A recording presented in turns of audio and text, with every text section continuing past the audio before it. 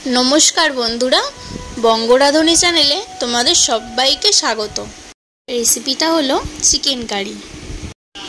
आशा करी तोमरा चिकेन कारि अनेकबारই बानिয়েছো, किन्तु एकबार এই পদ্ধতিতে ट्राई करे देखो, एर टेस्टटा एकदम आलादा हय और खेते असाधारण लागे। खूब सहज और सिम्पल भावे चेष्टा करेছি এই रेसिपिटा তোমাদের সাথে शेयर करार। शुरू करा जाक आजकेर चिकेन कारिर रेसिपि। प्रथमेই आमी कड़ाईते सादा तेलटा गरम करे गोटा गरम मशला फोड़न दिलाम और दुटो मतो तेजपाताओ दिएछि। फोड़नटा भाजा हये गेले आमी पेঁয়াজ कुचिटाके भालोभाবে लाल लाल करे भेजे नेब। ब्राउन करे पेঁয়াজ कुचिटा भाजार पर आदा रसुन और काँचा लंका पेस्ट दिए भालो मतो कषिये नेब। आमी सामान्य परिमाणे जल दिएछि, मशलाटा लेगे जाच्छिलो।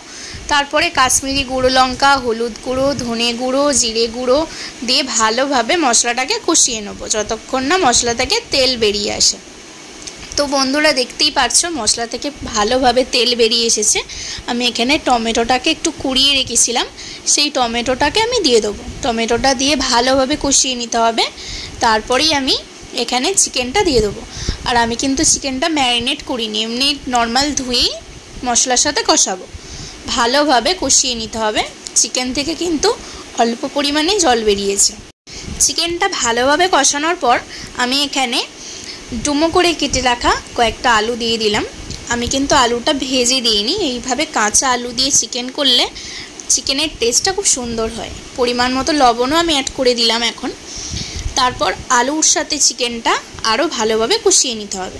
তারপর পরিমাণ মতো আমি এখানে জল অ্যাড করে দিয়েছি, যেহেতু এটা চিকেনের পাতলা ঝোল হবে।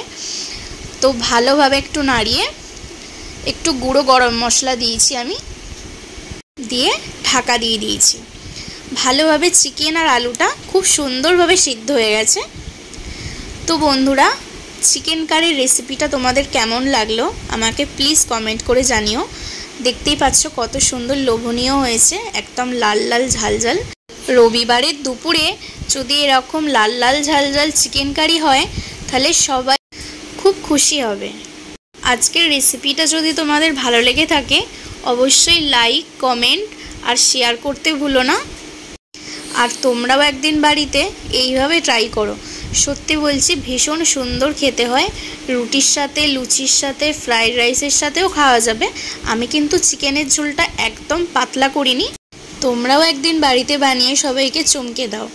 ভিডিও এই পর্যন্ত, আবার তোমাদের সাথে দেখা হবে অন্য কোনো রেসিপি ভিডিওর সাথে। ততক্ষণ টাটা।